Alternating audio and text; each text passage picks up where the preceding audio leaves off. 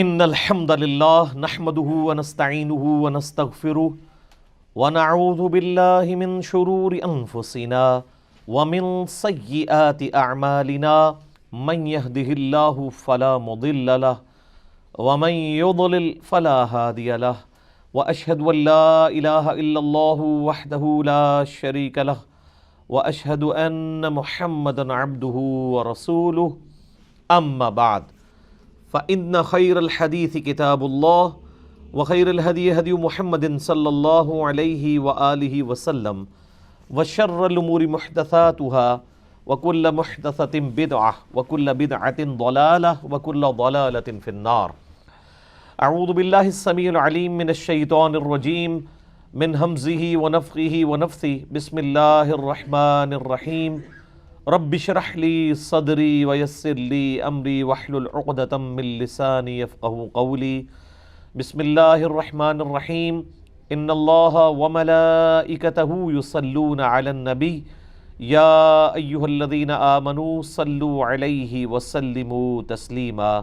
اللهم صل على محمد وعلى آل محمد كما صليت على إبراهيم وعلى آل إبراهيم إنك حميد مجيد. اللهم بارك على محمد وعلى آل محمد كما باركت على إبراهيم وعلى آل إبراهيم إنك حميد مجيد. اللهم ربنا آتنا في الدنيا حسنة وفي الآخرة حسنة وقنا عذاب النار. ربنا آتنا من لدنك رحمة وهيئ لنا من أمرنا رشدا.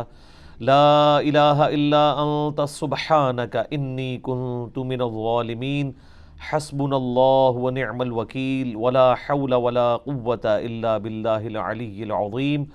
یا حی یا قیوم برحمتک استغیث اصلح لی شأنی کلہ ولا تکلنی الی نفسی طرفۃ عین. آمین. الحمدللہ آج قرآن کلاس نمبر 318 میں ہم انشاءاللہ تعالی 24 مارچ 2019 کو سنڈے کے دن سورۃ المنافقون اور سورۃ التغابن انشاءاللہ تعالی کور کریں گے. یہ دونوں بھی مدنی صورتیں ہیں اور آپس میں جوڑے کی شکل میں. یہ سورہ المنافقون میں نفاق کی بیماری اور اس کا سلوشن دیا گیا ہے، یعنی منافقت کیا ہوتی ہے اور اس بیماری کے سمٹمز کیا ہیں اور اس کا علاج کیا ہے. اور سورہ التغابن کے اندر ایمان، کون سا ایمان اللہ تعالیٰ کو ایکسیپٹیبل ہے، اس کے حوالے سے ڈیٹیل ڈسکشن ہے.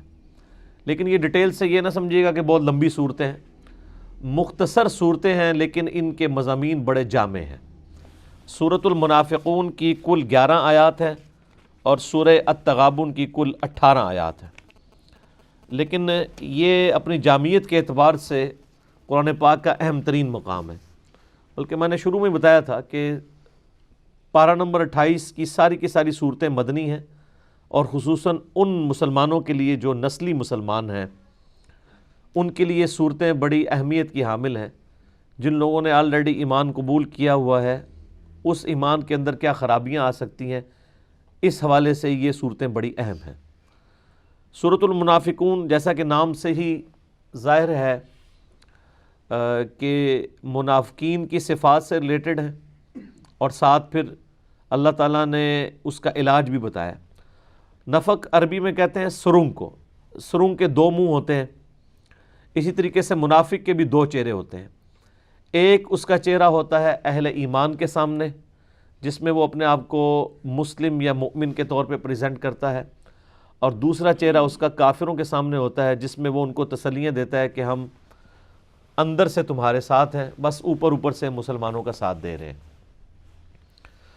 نبی صلی اللہ علیہ وآلہ وسلم کے مبارک زمانے کے اندر تو وحی الہی کے ذریعے آپ صلی اللہ علیہ وآلہ وسلم کو یہ بات بتائی گئی کہ منافقین کون کون سے ہیں. لیکن آج کی ڈیٹ کے اندر ہم کسی بھی کلمہ گو مسلمان کو جو اپنے آپ کو مسلمان کہتا ہو، ڈکلیئر کرتا ہو، منافق ڈکلیئر نہیں کر سکتے. اس کی وجہ یہ ہے کسی کے دل کی کیفیت کوئی شخص جج نہیں کر سکتا۔ اس حوالے سے وہ حدیث بڑی اہم ہے جو صحیح بخاری اور مسلم دونوں کے اندر موجود ہے۔ سیدنا اسامہ ابن زید رضی اللہ تعالیٰ عنہ ایک جنگ کے دوران ایک کافر کے ساتھ مڈ بھیڑ ہوتی ہے، اس دوران جب وہ کافر دیکھتا ہے کہ وہ ان کی تلوار کے نیچے آیا تو وہ کلمہ پڑھ دیتا ہے۔ حضرت اسامہ اس کے باوجود اس کو قتل کر دیتے ہیں۔ نبی صلی اللہ علیہ وآلہ وسلم کی خدمت میں یہ مقدمہ پیش ہوتا ہے تو آپ صلی اللہ علیہ وآلہ وسلم سیدنا اسامہ سے فرماتے ہیں کہ تم نے یہ عمل کیوں کیا جب اس نے کلمہ پڑھ لیا تھا؟ تو عرض کرتے ہیں یا رسول اللہ اس نے ڈر کے پڑھا تھا۔ تو آپ نے فرمایا کیا تو نے اس کا دل چیر کے دیکھ لیا تھا کہ اس نے ڈر کے پڑھا ہے یا کنوکشن کے ساتھ پڑھا ہے؟ پھر آپ علیہ السلام مسلسل تکرار کرتے رہے، اسامہ تو اس وقت کیا کرے گا جب وہ اللہ کی بارگاہ میں قیامت کے دن کلمہ پڑھتا ہوا کھڑا ہو جائے گا؟ اسامہ تو کیا کرے گا، اسامہ تو کیا کرے گا؟ یہ جملے آپ نے اتنی دفعہ ریپیٹ کیے کہ وہ حضرت اسامہ کہتے ہیں میں دل میں خواہش کر رہا تھا کاش حضور خاموش ہو جائیں۔ اور یہاں آپ دیکھ لیں کہ کلمہ گو اہل قبلہ کو مسلمان ہی کفر و شرک کے فتوے اور گستاخ رسول کے لگا کے اسلام سے باہر نکالتے ہیں۔ تو صرف کلمے کا اتنا احترام ہے۔ تو آج کے اس زمانے میں ہم کسی کو منافق کہہ نہیں سکتے کیونکہ ہمیں وحی الہی سے تو پتہ ہی نہیں ہے، جو کلمہ پڑھ رہے ہیں ہمارے نزدیک مسلمان ہیں۔ اس زمانے کے اندر یہ تھا کہ وحی کا سلسلہ جاری تھا، آپ علیہ السلام کو منافقین کے نام بھی بتائے گئے۔ حذیفہ ابن یمان کے بارے میں صحیح بخاری میں آتا ہے وہ رضا رسول تھے صلی اللہ علیہ وآلہ وسلم، ان کو آپ صلی اللہ علیہ وآلہ وسلم نے غزوہ تبوک سے واپسی پہ منافقین کے نام بتائے تھے جنہوں نے آپ علیہ السلام کے اوپر قاتلانہ حملہ کیا تھا، لیکن ساتھ یہ بھی فرمایا کہ اس کو اب ڈسکلوز نہیں کرنا، یہ میرا راز ہے۔ تو ظاہر ہے وہ امت تک اس طریقے سے ٹرانسفر پھر نہیں ہو سکا، نہ اس کی ضرورت تھی۔ تو آج تو جو بھی کلمہ گو ہے وہ چاہے کتنا بھی اعمال کے اندر یعنی اس کے اندر خرابیاں پائی جاتی ہیں، جب تک وہ خود کفر بوا نہ کر دے، کفر کا اعلان نہ کر دے، نہ تو اس کی تکفیر ہو سکتی ہے، اور منافقت تو ہم ویسے کہہ ہی نہیں سکتے کیونکہ جب وہ اسلام کا دعویٰ کر رہا ہے تو منافق کہاں سے ہوا؟ تو منافق کی اس میں سمٹمز بتائی جائیں گی۔ نبی علیہ السلام کے مبارک زمانے میں وہ یہودی خصوصاً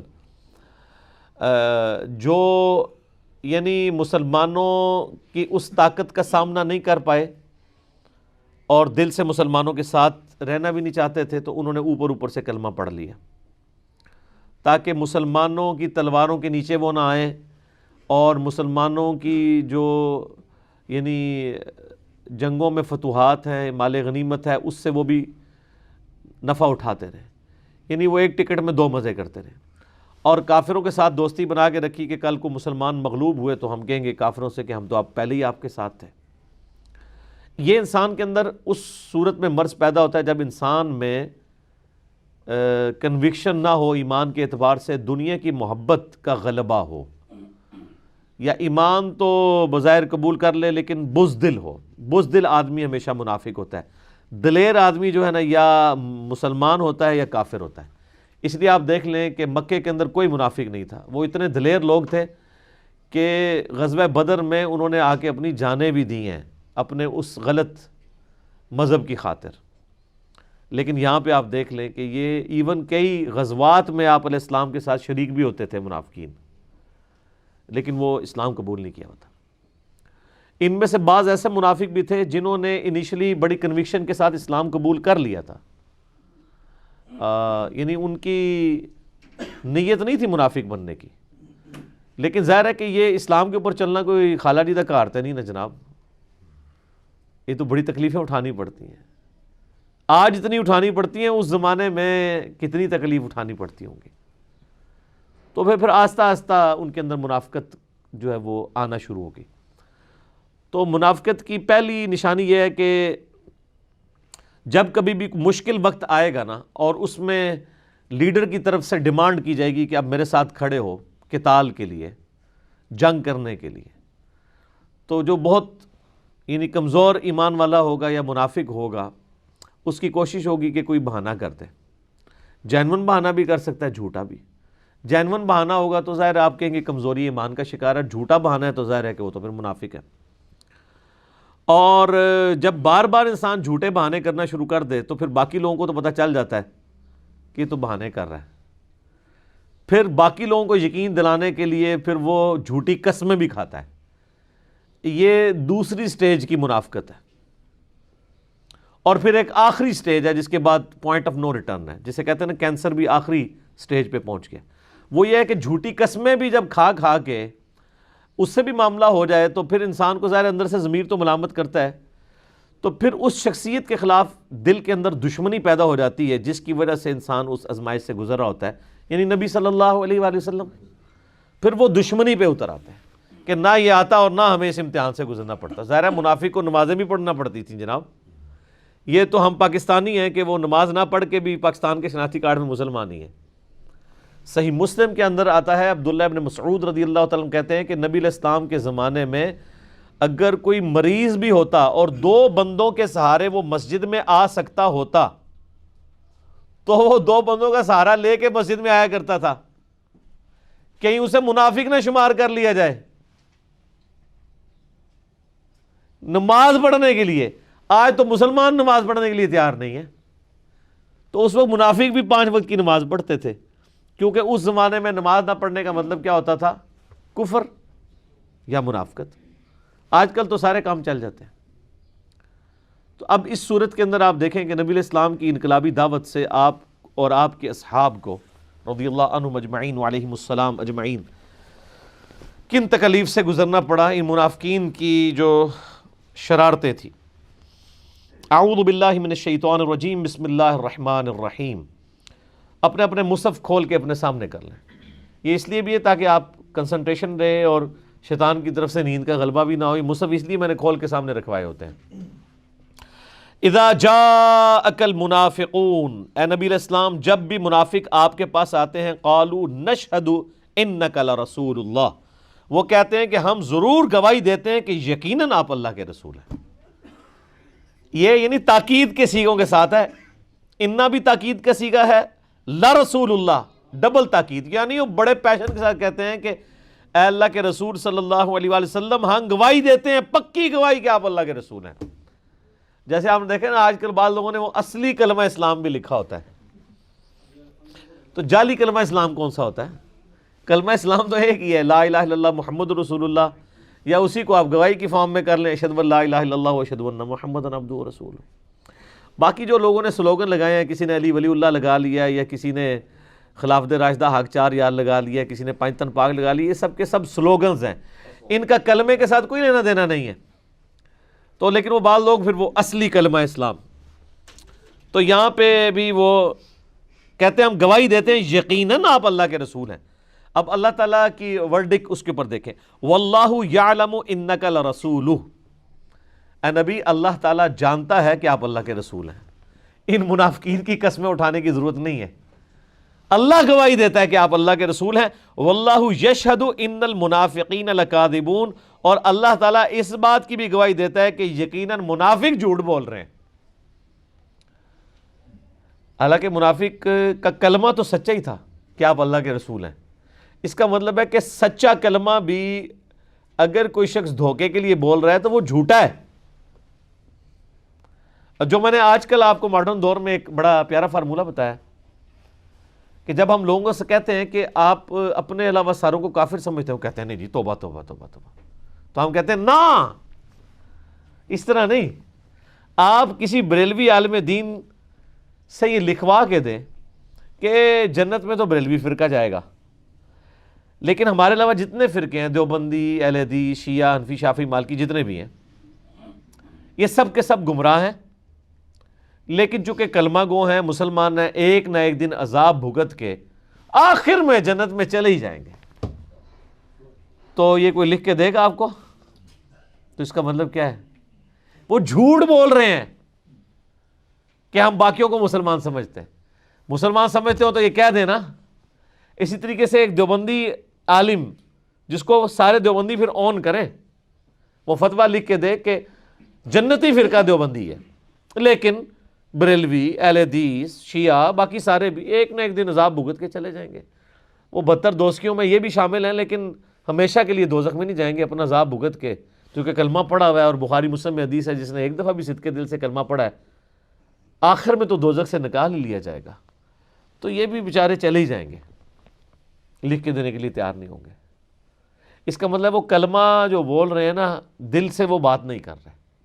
یہاں پہ بھی اللہ تعالیٰ فرما رہا ہے کہ اللہ گواہی دیتا ہے کہ آپ اللہ کے رسول ہیں، اور اللہ یہ بھی گواہی دیتا ہے کہ منافقین جھوٹ بول رہے ہیں۔ حالانکہ منافقین جھوٹ تو نہیں بول رہے تھے، ان کا کلمہ سچا تھا، سٹیٹمنٹ سچی تھی، لیکن دل میں نفاق تھا، وہ دل میں وہ عقیدہ رکھتے ہی نہیں تھے، حالانکہ وہ پورے پیشن کے ساتھ کہہ رہے تھے کہ بے شک آپ اللہ کے رسول ہیں۔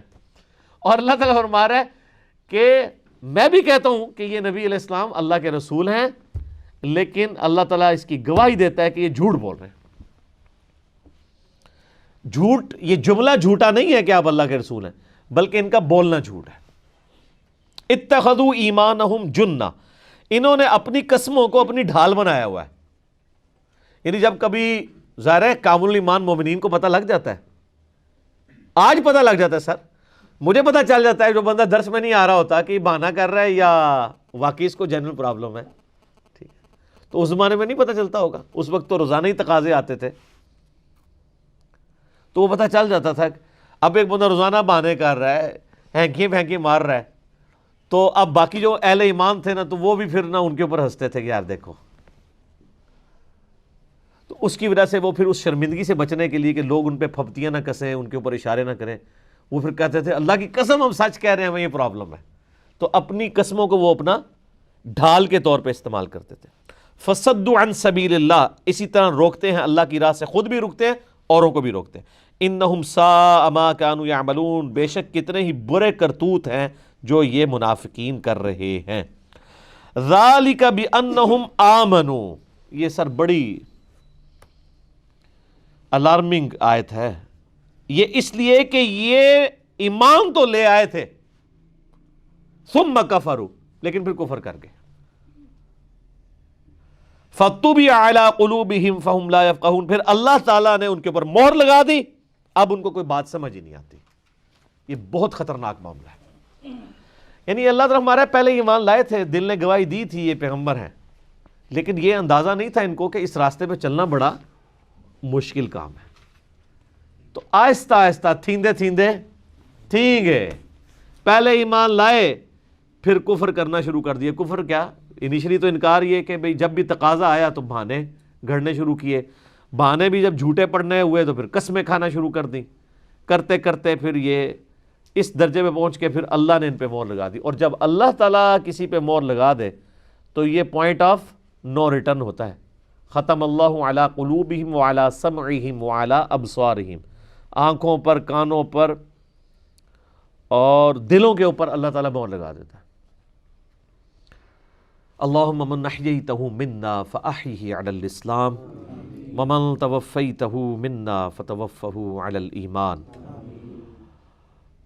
اللہم ثبتنا علی الایمان، اللہم ثبتنا علی الاسلام، اللہم ثبتنا علی القرآن، ربنا لا تزغ قلوبنا بعد اذ ہدیتنا وہب لنا من لدنک رحمہ انک انت الوہاب، آمین۔ وَإِذَا رَأَيْتَهُمْ تُعْجِبُكَ أَجْسَامُهُمْ، اے نبی علیہ السلام جب آپ ان کو دیکھیں تو ان کے جسم آپ کو تعجب میں مبتلا کر دیں گے، یعنی اٹے کٹے نورانی چہرے، ہاں یعنی اتنے نورانی چہرے کہ آپ کو بھی تعجب میں ڈال دیں گے ان کے جسم۔ کوئی پھٹکار نہیں پڑی ہوئی، وہ کہتے ہیں نا پھٹکار پہ ہی ہے، وہ پھٹکار اس لیے پڑی ہوتی ہے کہ جب آپ کو بچپن سے بتایا جائے کہ دیوبندی کا چہرہ یہ ہوتا ہے کہ وہ مونچھ مونڈتا ہے اور سخت سی ٹوپی پہنتا ہے اور شلواریں ٹخنے سے اس کی اوپر ہوتی ہیں، تو وہ اس کا اپنا ابا بھی یہ حلیہ بنا کے آ جائے تو اس کے چہرے پہ بھی اسے پھٹکار نظر آئے گی، کیونکہ اس سے تو وہ گمراہ اور گستاخ کا چہرہ وہ بتایا گیا ایک بریلوی کو۔ اسی طریقے سے ایک دیوبندی کو بریلوی کا چہرہ یہ بتایا کہ اگر کوئی سبز پگڑی باندھ کے آ جائے اور پیلی چپلیں پہن کے خوبصورت سے وائٹ شلوار قمیض ادھر مسواک سے جا کے، ٹھیک ہے جی، اور ادھر نالائن شریف کا اس نے بیج بھی لگایا ہوا ہو، تو یہ مشرک کا چہرہ ہوتا ہے۔ تو اس کے اپنے ابا جان بھی وہ گیٹ اپ اڈاپٹ کر کے آ جائیں تو اس کو وہ مشرک نظر آئیں گے۔ وہ ایک چہرہ بتا دیا ہے نا، تو وہ یہ شکلوں کے اوپر تو فیصلہ ہی نہیں ہونے۔ صحیح مسلم میں حدیث ہے اللہ تعالیٰ تمہاری شکلوں اور مال کو نہیں دیکھتا، دلوں اور اعمال کو دیکھتا ہے۔ شکل پہ کیسے فیصلے ہوتے ہیں؟ ایک ہی بندے کی شکل ہوتی ہے، اس کے نیچے لوگوں کے کمنٹس لکھے ہوتے ہیں کہ جی کیا ماشاءاللہ نورانی چہرہ ہے، دوسرے نے کیا ہوتا ہے پھٹکار پہ ہی ہے. نہیں، اگر آپ نہیں مانتے آپ چیک کر لیں. آپ کسی کٹر بریلوی سے طارق جمیل صاحب کے بارے میں پوچھ لیں تو کیا کہے گا؟ نورانی چہرہ ہے. ماننے کے لیے تیار نہیں ہوگا. کسی دیوبندی سے آپ الیاس قادری یا تعلق قادری صاحب کے بارے میں پوچھ لیں. تو جب آپ اپنے بزرگوں کو خوبصورت کہیں، دوسروں کو بدصورت کہیں، تو پھر اس کی بنیاد کے اوپر آپ یہ تو نہ کلیم کیا کریں کہ خوبصورتی کی بنیاد کے اوپر کسی کی بزرگی جو ہے وہ چیک ہو رہی ہے. ایسا تو نہیں ہوتا. تو اے نبی علیہ السلام آپ منافقین کو دیکھیں تو ان کے جسم آپ کو تعجب میں ڈال دیں گے. وَإِن يَقُولُوا تَسْمَعْ لِقَوْلِهِمْ، لیکن اگر آپ ان سے گفتگو کریں كَأَنَّهُمْ خُشُبٌ مُّسَنَّدَةٌ، تو گویا ایسے ہی ہے جیسے بیکار ٹھنڈ لکڑیاں پڑی ہوئی ہیں دیوار کے ساتھ. تو جیسے ایک ٹھنڈ لکڑیاں، ایسی لکڑی جس کے اوپر پتا بھی نہ نکلے. اللہ تعالیٰ نے مثال درخت کی نہیں دی ہے، درخت پہ پھر بھی تھوڑی زندگی ہوتی ہے، پتا نکلتا ہے، پھول فروٹ لگ جاتے ہیں. ٹھنڈ بالکل، یعنی درخت سے کٹی ہوئی لکڑیاں جو آگ جلانے کے لیے، جنہوں اسی پنجابی بالن کہتے ہیں، وہ جیسے دیوار کے ساتھ لگی ہوں اور آپ ان سے کلام کریں تو ان لکڑیوں پہ کوئی بات اثر کرنی ہے. تو گویا اس کے مانند ہیں یہ لوگ. یحسبون کل صیحۃ علیہم، اور ہر وقت وہ یہ گمان کرتے ہیں کہ ہر جو گرج ہے وہ ان کے خلاف ہی ہے، ہر آنے والی تکلیف ان کے خلاف ہے. کبھی چندے کی اپیل ہو گئی ہے تو ان کا لو جی مارے گے، ان پیسے بھی دینے پینے نے. کدی جناب جہادی آ گئی ترغیب تو لو جی ان تے جان بھی دینی پی جانی ہے. جب کبھی کوئی نیا تقاضا آ جاتا ہے تو لگتا ہے یہ ہمارے اوپر عذاب کے طور پہ نازل. ظاہر ہے جب آپ نے اسلام قبول نہیں کیا کنوکشن کے ساتھ تو پھر تو آپ کو نماز پڑھنا بھی عذاب ہی لگے گا. گرمیوں کے روزے آپ کے لیے مصیبت ہی ہوں گے، کبھی جان دینی پڑ گی تو مصیبت ہی ہو جائے گی. ہم العدو، وہ تو آپ کے دشمن بن چکے ہیں. یہ آخری سٹیج آ چکی ہے. پہلے جھوٹے بہانے سٹیج تھی، دوسری سٹیج تھی جھوٹی قسمیں اپنے بہانوں کو جسٹیفائی کرنے کے لیے، تیسرا یہ ہے کہ قسمیں کھا کھا کے بھی جب تھک گئے نا تو نبی علیہ السلام کی دشمنی دل کے اندر پیدا ہوگی. یہ آپ کے دشمن ہیں. فَحْذَرْهُمْ، تو اے نبی علیہ السلام آپ اور آپ کے اصحاب ان سے ہوشیار رہیں. قاتلہم اللہ، اللہ ان کو تباہ و برباد کرے. اَنَّا یُؤْفَکُونَ، کہاں پھیرے جاتے ہیں. یعنی اس سے بڑی کوئی خوش نصیبی ہو سکتی ہے کہ وقت کا پیغمبر موجود، اللہ کی کتاب موجود، جانثار صحابہ موجود، جن کو دیکھ کے کسی دوسرے کا حوصلہ بڑھ سکتا ہے کہ یہ بھی تو لوگ ہیں جو نبی علیہ السلام کی دعوت پہ لبیک کہہ رہے ہیں. یعنی نبی علیہ السلام کے زمانے میں ہوتے ہوئے بھی محروم رہ گئے. اللہ کہتا ہے بس ایسے تو لوگ تباہ و برباد ہی ہو جائیں. آج لوگ تمنا کر رہے ہوتے ہیں نبی علیہ السلام کی صحبت کی، جو صحبت میں رہے انہوں نے اس وقت بھی قبول نہیں کیا. اور میں آپ کو وثوق سے کہتا ہوں کہ آج بھی جو لوگ نبی علیہ السلام کی تعلیمات کتاب و سنت کو ماننے کے لیے تیار نہیں ہے نا، یہ اس زمانے میں بھی ہوتے تو نہ مانتے. اس کا سب سے بڑا ثبوت منافقین اور کفار ہے. کیا نبی علیہ السلام کو انہوں نے دیکھا نہیں ہے؟ ایک نگاہ مار کے کلمہ پڑھوا لیتے آپ علیہ السلام ان کو. تو یہ صرف جذباتی جملے ہوتے ہیں، نعتیہ اشعار ہوتے ہیں. تیرے ہوتے جنم لیا ہوتا تو میں تیرے قدموں سے لپٹ جاتا، میں جو وہ تیری گرد راہ ہوتا، میں تیری جوتی کا تسمہ ہوتا، میں یہ ہوتا. میں میرے کہنا رفع الیدین پھر بھی تو نہیں سی کرنا، کیونکہ تنوں پبلک نے کہنا سی یار تو کہڑے پاسے لگ گئے ہیں. پبلک پریشر سے جو لوگ آج ڈرتے ہیں تو اس زمانے میں کیسے وہ قدموں سے لپٹ جاتے ہیں. یہ تو بات کرنا بڑی آسان ہے نا.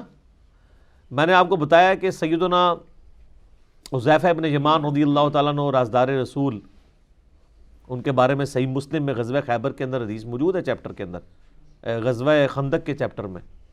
سخت سردیوں کی رات میں نبی علیہ السلام نے فرمایا کون ہے جو، یہ آپ صحیح مسلم شریف ہے سر، یہ کہانی شریف نہیں ہے، خندق کا چیپٹر کھول کے دیکھ لیں. آپ فرمایا کون ہے جو آج جا کے کافروں کی جاسوسی کرے اور جنت میں اللہ کے نبی کا پڑوس حاصل کر لے. آئے ہائے سبحان اللہ. ایتھے جنہیں 80-90 بندے بیٹھے ہیں کہتے ہیں جی جناب سبحان اللہ، اوتے نہیں جی کوئی کھلوتا، کیونکہ سردی سی جناب، مارا بھی جا سکتا تھا، جان تو سب کو عزیز ہے. نبی علیہ السلام نے جب یہ بات کی کوئی بھی نہیں کھڑا ہوا. دوسری بار آپ نے فرمایا کہ کون ہے جو اللہ کے نبی کے لیے جاسوسی کرے اور جنت میں اللہ کے نبی کا پڑوس حاصل کر لے. کوئی نہیں کھڑا ہوا. 30 دفعہ کوئی نہیں کھڑا ہوا. اور یہ حدیث حذیفہ ابن یمان اس وقت سنا رہے تھے جب کچھ جو ہے نا وہ عاشقان رسول ان کے پاس آ گئے کہ کتنے خوش نصیب وہ اسی حضور دے زمانے چ ہوندے نا جناب, دیکھ دے پھر اسی کہ کر دے انہاں کہ میں تینوں دسنا وا کہ کر دے, ایڈا سوکھا, اتنا آسان ہے.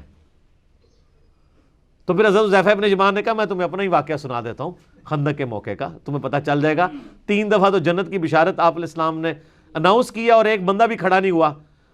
اب چوتھی بار آپ نے فرمایا حذیفہ. حضرت حذیفہ کہتے ہیں میں دلی کیا لو جی میری شامت آ گئی, اور انہوں نے یہ بات بتا دی, سچ بولا نا, ظاہر ہے اسی لیے تو نہیں تھے کھڑے ہو رہے نا. اور کہ لو جی مارا کہ من تو جانا ہی پینا ہے, ٹھیک ہے, تیرے ہوتے جنم لیا ہوتا, کراؤ کہانیاں. اچھا کہتے ہیں مجھے نبی علیہ السلام فرمایا حذیفہ کدھر ہو, جاؤ, ٹھیک ہے یا رسول اللہ. کہتے ہیں میں وہاں سے اٹھا, اللہ کی طرف سے معجزہ ظاہر ہوا کہ جیسے ہی میں وہاں سے اٹھا مجھے لگا میں کسی گرم حمام کے اندر داخل ہو گیا ہوں, یعنی جس میں سٹیم والا, یعنی بڑے پروٹوکول والی گرمائش, حالانکہ سخت سردیوں کی رات تھی. میں گیا, میں کافروں کے خیموں کے پاس پہنچا, سخت سردیوں کی رات میں بھی مجھے سردی لگ ہی نہیں رہی تھی, اور مجھے لگ رہا ہے کہ میں کسی گرم حمام کے اندر چل رہا ہوں مسلسل. وہ اللہ کی طرف سے معجزہ ظاہر ہوا. ایک اللہ تعالیٰ نے ان کے گل بلینکٹ کر دیا گرمائش کا. کہتے ہیں حتیٰ کہ میں نے ابو سفیان کو دیکھا, وہ رات کے وقت وہ اپنی تلوار اور اپنے نیزے تیز کر رہا تھا, اور اگر میں چاہتا تو ابو سفیان کو نشانے پہ بھی لے سکتا تھا, لیکن پھر مجھے خیال آیا کہ نبی علیہ السلام ناراض ہوں گے, ٹھیک ہے, آپ کی اجازت کے بغیر میں یہ ایکٹیویٹی نہیں کر سکتا کہ نیا فتنہ کھڑا ہو جائے. کہتے ہیں واپس آیا, آ کے نبی علیہ السلام کی مجلس میں جیسے ہی واپس آیا تو گرم حمام میرے سے غائب ہو گیا, اور مجھے سخت سردی لگنا شروع ہو گئی, کیونکہ وہ انہی کپڑوں میں اٹھ کے باہر چلے گئے تھے نا, ان کو تو اندازہ ہی نہیں رہا. تو نبی علیہ السلام نے اپنی چادر میرے اوپر اڑھا دی, ٹھیک ہے, جب مجھے ٹھنڈ کی حالت میں دیکھا. بار پورا ہو گیا ہے تو کوئی ٹھنڈ نہیں, کام ختم, ٹھنڈ شروع. اللہ تعالیٰ ایک شخص کے اوپر یعنی 2 مختلف اشخاص پہ ایک جگہ پہ مختلف حالت طاری کر سکتا ہے. آپ کے ساتھ بھی کئی بار ہوا ہوگا, کبھی جولائی میں کہ سخت گرمیوں میں, جون جولائی کی, اگر کسی کو ملیریا ہو جائے, جب لوگ اے سی کے سے یعنی کہ بغیر رہنا مشکل ہو جاتا ہے پنکھے کے بغیر, لیکن وہ ملیریا والے کو آپ رضائی اڑا رہے ہوتے ہیں, کیوں؟ باہر تو کوئی گرمی ٹھنڈ نہیں ہوئی ہوتی ہے, اور ادھر ہی ایک بندہ بیٹھا ہوا ہے, وہ کاٹن کے کپڑوں میں بیٹھا ہوتا ہے اور اس کو اس میں بھی گرمی لگ رہی ہوتی ہے, اور رضائی والا جو ہے وہ رضائی کے اندر بھی ٹھٹک رہا ہوتا ہے. ایک ہی فریم آف ریفرنس میں 2 مختلف لوگوں پہ بیک وقت 2 مختلف حالتیں. اللہ تعالیٰ اس دنیا میں بھی تاریخ آپ نے خود کئی بار ایکسپیرینس کی ہے. ابھی بھی دنیا میں کئی ایسے لوگ ہیں جن کو گرمی نہیں لگتی, گرمیوں کے اندر بھی ان کے ہاتھ پاؤں ٹھنڈے ہوتے ہیں, بلڈ پریشر ان کا کم ہوتا ہے یہ نیچرلی, اور سردیاں پھر ان کے لیے بڑی مشکل ہو جاتی ہیں. اور کئی ایسے ہیں کہ وہ سردیوں میں بھی آپ کو سمپل کپڑوں میں بٹن کھولے ہوئے پھرتے ہوئے نظر آ رہے ہوں گے, جبکہ آپ نے جیکٹیں پہنی ہوئی ہوں گی, ٹھیک ہے, لیکن گرمیوں میں ان کی پھر شامت آئی ہوتی ہے. تو یہ دنیا میں ایسے ہوتا ہے. تو یہ اللہ تعالیٰ نے ایک مثالیں رکھی ہوئی ہیں. تو پریکٹیکلی یعنی معجزات والا معاملہ نبی علیہ السلام کے مبارک زمانے میں تو ہوتا تھا. وَإِذَا قِيلَ لَهُمْ تَعَالَوْا يَسْتَغْفِرْ لَكُمْ رَسُولُ اللَّهِ صلی اللہ علیہ وآلہ وسلم, جب ان منافقین سے کہا جاتا ہے کہ آؤ اللہ کے رسول تمہارے لیے استغفار کرتے ہیں, لَوَّوْا رُؤُوسَهُمْ وَرَأَيْتَهُمْ يَصُدُّونَ وَهُمْ مُسْتَكْبِرُونَ, تو آپ دیکھیں گے کہ وہ اپنے سروں کو گھماتے ہیں اور تم ان کو اس حال میں دیکھو گے کہ وہ حاضری سے رک جاتے ہیں تکبر کرتے ہوئے. ظاہر ہے ان کو نبی علیہ السلام کو تو انہوں نے رسول مانا ہی نہیں ہے. اگر کہیں پہ کسی نے جھوٹا بہانہ کیا اور دوسرا مومن کامل کہتا ہے یار چلو تم نے پہلے جھوٹا بہانہ کیا تھا, آؤ رسول اللہ صلی اللہ علیہ وسلم سے بات کر لو آ کے کہ یہ مجھ سے مس ہینڈل ہو گیا مسئلہ, میں جہاد میں نہیں جا سکا, میں نے جھوٹا بہانہ کیا, آپ اللہ کی حضور میرے لیے استغفار کریں, اللہ مجھے معاف کر دے. اور یہ معافی تو وہ مانگے نا جو بندہ اس جرم کو جرم سمجھ رہا ہو. تو ان کی نشانی یہ کہ آج کسی بھی قانون ایمان مومن کو بھی کہا جائے کہ آؤ رسول اللہ تمہارے لیے دعا کرتے ہیں صلی اللہ علیہ وسلم, وہ کہے گا جی کروائیں دعا, لیکن آپ دیکھ لیں کہ ان کا تکبر کی حالت یہ ہے, وہ کہتے ہیں اسی کیڑا گناہ کیتا ہے کہ جا کے استغفار کرائیے. سواء علیہم, ان کے لیے برابر ہے, استغفرت لہم, اے نبی چاہے آپ ان کے لیے استغفار کریں، ام لم تستغفر لہم، چاہے ان کے لیے مغفرت نہ طلب کریں، لن یغفر اللہ لہم، اللہ ان کو کبھی بھی نہیں معاف کرے گا۔ اللہ نے کہہ دیا یہ آ نہیں رہے ہیں متکبرین، اوے تم لوگ آ بھی جاؤ، تم پوائنٹ آف نو ریٹرن پہ ہو، اللہ نے تم پہ مور لگا دی ہے، اب نبی علیہ السلام بھی تمہارے لیے دعا کریں، اللہ تمہاری جو ہے وہ توبہ قبول نہیں کرے گا۔ سر یہ سب سے خطرناک معاملہ ہے، کیونکہ جامع ترمذی میں صحیح سند کے ساتھ حدیث ہے کہ موت کے غرغرے سے پہلے پہلے توبہ قبول ہے، لیکن جس پہ اللہ نے مور لگا دی ہے نا سر، وہ 10 سال بھی زندہ رہے اس کی توبہ نہیں ہے، اس کو توبہ کی توفیق ہونی ہی نہیں ہے، کیونکہ جب اللہ نے مور لگا دی گیر ہی الٹا لگ گیا۔ حتیٰ کہ سورہ التوبہ میں آتا ہے اللہ تعالیٰ نے وہاں پہ ارشاد فرمایا کہ اگر آپ 70 دفعہ بھی استغفار کریں منافقین کے لیے، اللہ تعالیٰ ان کی توبہ نہیں قبول کرے گا۔ نبی علیہ السلام کی توبہ بھی ان کے حق میں قبول نہیں ہوگی، کیونکہ اللہ نے فیصلہ کر لیا۔ اچھا اب مجھے ذرا یہ بتائیے، جن لوگوں نے آپ کو یہ کہانیاں کرائی ہوئی ہیں، او جی کوئی ماں تو اپنے بچے کو دوزخ میں نہیں پھینک سکتی، تو اللہ تعالیٰ اپنے بندوں کو کیسے دوزخ میں پھینکے گا؟ تو یہ کہانی ہے، یہ جذباتی ڈاکٹرائن ہے۔ کسی ماں سے اس کا بچہ 70 دفعہ معافی مانگے، کیا ماں معاف نہیں کر دے گی؟ اور خالی صرف معافی نہیں ہے، یعنی معاف نہ کرنے کی صورت میں اس کو تندور میں جلایا جانا ہے۔ کسی ماں کو کہا جائے کہ یہ معافی مانگ رہا ہے، نہیں معاف کرو گی تو یہ تندور میں جلے گا، تو ماں معاف نہیں کر دے گی، آرام سے کر دے گی، اس لیے کہ ماں جذبات سے مغلوب ہے، اللہ جذبات سے مغلوب نہیں ہے۔ اللہ کے لیے ماں کی مثال دینا غلط ہے، یہ غلط رشتہ اللہ کے ساتھ پریزنٹ کیا گیا کہ جی اللہ بھی کوئی ایک بوڑھی نانی اماں کی طرح ہے، اس نے شغل میلہ لگایا، اینڈ پہ چھوڑ ہی دینا سب کو۔ اگر یہ بات ہوتی تو یہ کتابیں نازل ہوتی، پیغمبروں کی دعوت ہوتی۔ یہ صرف وہ لوگ کہتے ہیں جنہوں نے قرآن نہیں پڑھا ہوا۔ سر جو قرآن پڑھ لیتے ہیں وہ کہتے ہیں یار اے خدا کیڑا جنہیں قرآن نازل کیتا ہے، یہ تو بڑا ڈاڈا ہے۔ ہمیں جو خدا کا تعارف کروایا گیا وہ قرآن والا نہیں ہے۔ اللہ تعالیٰ یہاں نبی علیہ السلام فرما رہے ہیں ان کی توبہ قبول نہیں ہوگی۔ ان اللہ لا یہدی القوم الفاسقین، اللہ تعالیٰ فاسقوں کو جو جان بوجھ کے جرم کی روش اختیار کرتے ہیں کبھی ہدایت نہیں دیتا۔ ہم الذین یقولون لا تنفقوا علی من عند رسول اللہ، یہ وہ ہیں جو چپ کے یہ کہتے ہیں رسول اللہ کے ساتھیوں کے ساتھ جو غریب لوگ ہیں ان کے اوپر پیسے نہ خرچ کیا کرو، حتی ینفضوا، یہاں تک کہ بھوک کے مارے تنگ آ کے خود ہی بھاگ جائیں گے۔ اب ظاہر انصار مدینہ نے وہ لٹے پٹے مہاجرین کو اپنا بھائی بنایا، ان کو شیئر کیا اپنی جداد میں تاکہ ان کا یعنی فائنینشیل معاملات چل سکے۔ تو منافقین کہتے ہیں کہ یہ نبی علیہ السلام کے وہ جو پکے مومنین وہاں سے ہجرت کر کے ہیں نا غریب غربے، ان کا خرچہ پانی بند کر دو، خود بخود ہی یہ کافر ہو جائیں گے دوبارہ۔ ان کو کیا پتا تھا کہ وہ اس طرح کے مومنین تھے؟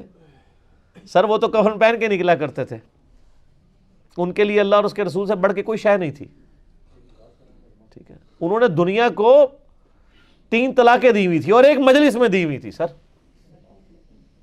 ایک مجلس میں 3 طلاقیں۔ سوچ بھی نہیں سکتا کوئی کہ کس لیول کا ان کا کنوکشن والا ایمان تھا، جنہوں نے جناب 13 سالہ مکی دور میں اتنی ماریں کھائی ہوئی تھی، اور اس میں سے 3 سال جو ہیں وہ شعب ابی طالب میں بھی گزارے ہوئے تھے، جہاں پہ صحیح بخاری میں آتا ہے کہ سعد ابن ابی وقاص کہتے ہیں رضی اللہ تعالیٰ عنہ علیہ السلام کہ ہم پہ بھوک کا یہ غلبہ ہوتا تھا کہ ہمیں بعض اوقات پتے کھانے پڑتے تھے، اور جس طرح بکریاں مینگنیاں کرتی ہیں نا اس طرح ہم مینگنیاں کیا کرتے تھے۔ 3 سال تک سر اس طرح وقت گزارنا، اور اس میں کئی شیرخوار بچوں کی ڈیتھ بھی ہوئی ہیں۔ ظاہر ہے جب ماں ہی کچھ نہیں کھا رہی ہے بچے کو دودھ کہاں سے پلائے گی؟ جنہوں نے وہ 13 سالہ اتنا مشکل وقت دیکھا ہوا تھا، منافقین سمجھتے تھے کہ شاید ان کا خرچہ پانی اگر ہم اپنے دوسرے دوستی یاری میں انصار سے کہہ کے بند کروا دیں گے تو شاید یہ دین چھوڑ دیں، کیونکہ ظاہر منافقین کی دوستیاں تو تھیں انصار مدینہ کے ساتھ، وہ بھی مدینہ کے رہنے والے تھے اور منافقین بھی مدینہ کے۔ اللہ رحمتہ وَلِلَّهِ خَزَائِنُ السَّمَاوَاتِ وَالْأَرْضِ، آسمانوں اور زمین کے خزانوں کا مالک اللہ ہے۔ اور تمہیں کیا پتہ ہے کہ آئندہ 10 سے 15 سالوں کے اندر رومن اور پرشین امپائر کے خزانے ان کے پاس آنے والے ہیں۔ 1 لاکھ دینار بھی ایک دن میں ملا ہے۔ سر آج کے وہ آپ صرف ایسٹس نکالیں نا، تو کئی صحابہ کے ایسٹس آج کے اربوں میں بنتے ہیں، جو سونے کے اعتبار سے کیلکولیشن کریں، کروڑوں میں نہیں، اربوں میں، اتنا جزیہ ملتا تھا۔ ظاہر ہے دنیا میں دو ہی پاور تھی، رومن اور پرشین امپائر۔ پرشین امپائر پوری مسلمانوں کے پاس آ گئی، اور رومن امپائر جزیہ دیا کرتی تھی۔ سالانہ 4 دینار سونے کے سکے ایک بندے کا۔ اب ان کی جو لاکھوں کروڑوں میں آبادی ہے، ہر ایک کی طرف سے 4 دینار، اس طرح سے مسلمان ہی نہیں ہے، تو ان کو اتنا سونا ملتا تھا۔ اسی لیے تو بخاری مسلم میں حدیث ہے، مجھے اپنے بعد یہ خطرہ نہیں کہ تم بھوکے مرو گے، مجھے خطرہ یہ ہے کہ دنیا کے خزانے تم پہ کھول دیے جائیں گے، اور شرک کا بھی تم سے خدشہ نہیں ہے، ہاں دنیا کے مال کا خدشہ ہے۔ پھر اس میں پڑھ کے تم ایک دوسرے کو قتل کرو گے، پھر تم بھی اسی طریقے سے تباہ و برباد ہو جاؤ گے جس طرح اگلے لوگ ہوں گے۔ وَلَكِنَّ الْمُنَافِقِينَ لَا يَفْقَهُونَ، لیکن منافقین تو عقل رکھتے ہی نہیں۔ يَقُولُونَ لَئِن رَجَعْنَا إِلَى الْمَدِينَةِ، یہ کہتے ہیں کہ جب ہم مدینے واپس جائیں گے، لَيُخْرِجَنَّ الْأَعَزُّ مِنْهَا الْأَذَلَّ، تو ہم میں سے جو عزت والے ہیں وہ ذلیلوں کو وہاں سے نکال دیں گے، یعنی کمزوروں کو۔ یہ عبداللہ ابن ابی نے یہ بات کی تھی ایک غزوے سے واپسی پہ، ایک انصار اور غریب مہاجر کا جھگڑا ہوا، اس کانٹیکسٹ میں بخاری میں حدیث موجود ہے۔ تو وہ اس مہاجر نے غصے میں اس انصار کو مارا، تو اب منافقین کو تو یہ موقع چاہیے تھے، انہوں نے کہا کہ جی وہ نسلی تعصب بھڑکانے کی کوشش کی۔ منافقین چونکہ مدینہ کے تھے اور انصار بھی مدینہ کے تھے، ان کا دیکھو نا، ہماری بلی ہمیں میوں، ہمارے ٹکڑوں پہ پلنے والے، اور آج یہ حالت ہے، یہ ہمیں مار رہے ہیں، تو اب ہم مدینہ جائیں گے نا تو ہم وہاں سے ان ذلیلوں کو باہر نکالیں گے۔ اب وہ ذلیل ان کو کہہ رہے تھے، نبی علیہ السلام کو، صحابہ کو، یہ تو کلمات کفر ہے۔ کہنے والا کون؟ عبداللہ ابن ابی، لیکن اوپر سے کلمہ پڑھا ہے، اور آ رہے جہاد سے واپس ہیں، جہاد کر کے آ رہے ہیں۔ یہ کلمات سیدنا زید ابن ارقم نے سن لیے، انہوں نے نبی علیہ السلام کو آ کے بتایا کہ یہ بکواس کی ہے عبداللہ ابن ابی نے، آج تو اس کی منافقت کھل کے سامنے آ گئی ہے۔ حضرت عمر فاروق رضی اللہ تعالیٰ نے کہا یا رسول اللہ اجازت دیں، اس کا میں گلا کاٹ دوں۔ آپ فرمایا چھوڑ دو، ورنہ لوگ کہیں گے یہ اپنے اصحاب کو قتل کرواتا ہے۔ عبداللہ ابن ابی کو بھی نبی علیہ السلام نے صحابی کہا ہے قانوناً، کلمہ گو تو تھا۔ آپ کے مولوی جو ہے نا کلمہ گو، دوسرے فرقے کے لوگوں کو مسلمان ماننے کے لیے تیار نہیں ہے۔ یہ صرف فرق دیکھ لیں آپ، یہ میں آپ کو کمپیریزن کروا رہا ہوں۔ اور نبی علیہ السلام کلمے کا اتنا احترام کر رہے ہیں کہ صراحتاً گستاخیاں دیکھ کے بھی صرف ظاہری کلمے کا احترام کر رہے ہیں، اور یہاں پہ مولوی آپ کو خود سے پہلے گستاخ رسول ڈکلیئر کرتے ہیں، پھر آپ کے کفر کے فتوے چڑھاتے ہیں، پھر آپ کے قتل کے فتوے جاری کر دیتے ہیں۔ تو زید ابن ارقم کو نبی علیہ السلام نے جب ان کی شکایت سنی، عبداللہ ابن ابی کو بلوا لیا، تو ظاہر منافقین تو آپ پڑھ چکے ہیں، انہوں نے جھوٹ ہی بولنا تھا، اس نے انکار کر دیا۔ اس نے کہا جی یہ لڑکا جھوٹ بول رہا ہے، منڈے نے جھوٹ مارا ہے، ایسی گل تو ہو سکتا ہے یا رسول اللہ سے کریے۔ تو آپ علیہ السلام نے پھر خاموشی اختیار کر لی۔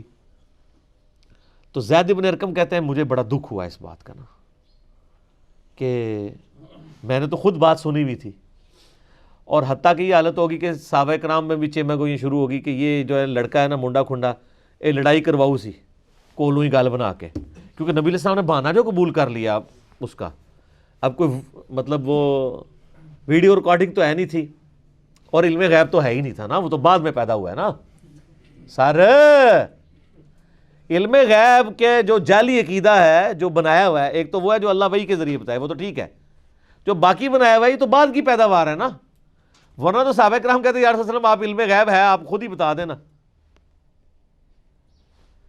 تو پھر حضرت زید ابن ارقم اتنے پریشان ہوئے، اور پھر اللہ سے دعائیں کر رہے ہیں کہ یا اللہ تو ہی اپنے نبی کو خبر دے دے۔ تو صحیح بخاری میں آتا ہے کہ یہ پھر آیات نازل ہو گئی کہ انہوں نے یہ بات کی ہے، اور سیم وہ جملہ جو عبداللہ ابن ابی نے بولا تھا نا، تو وہ یہی بولا تھا، لَئِن رَجَعْنَا إِلَى الْمَدِينَةِ لَيُخْرِجَنَّ الْأَعَزُّ مِنْهَا الْأَذَلَّ۔ تو پھر تو ظاہر قرآن بچنا تھا، لیکن نبی اسلام فرمایا چھوڑو، درگزر کرو۔ ظاہری طور پہ تو کلمہ پڑھتے ہیں، لیکن زید ابن ارقم جو ہے نا، ان کو ایک تسلی مل گئی کہ اللہ تعالیٰ نے ان کی گواہی دی ہے۔ سر قیامت تک جب یہ آیات پڑھی جائیں گی تو کس کا ذکر ہوگا؟ زید ابن ارقم کا، سابقون الاولون میں سے، جن کا دار ارقم تھا، جس طرح ہماری اکیڈمی دار ارقم ہے۔ کیونکہ نبی علیہ السلام کو تو بیت اللہ شریف میں دعوت و تبلیغ کا کام نہیں کرنے دیتے تھے نا، وہ تو آپ نے گھر دار ارقم، اسی کے اوپر وہ جماعت اسلامی انہوں نے اسکول بھی بنائے ہوئے ہیں، دار ارقم، کہ نبی علیہ السلام کا وہ ایک اکیڈمی تھی جس میں آپ لوگوں کو تعلیم دیا کرتے تھے. اور یہ یعنی سینئر صحابہ میں سے ایک تو شروع میں مسلمان ہوئے اور آخر میں فوت ہونے والے مسلمانوں میں سے. غدیر خم کی حدیث بھی سر زید ابن ارقم نے روایت کی ہے، صحیح مسلم کی، قرآن اور اہل بیت.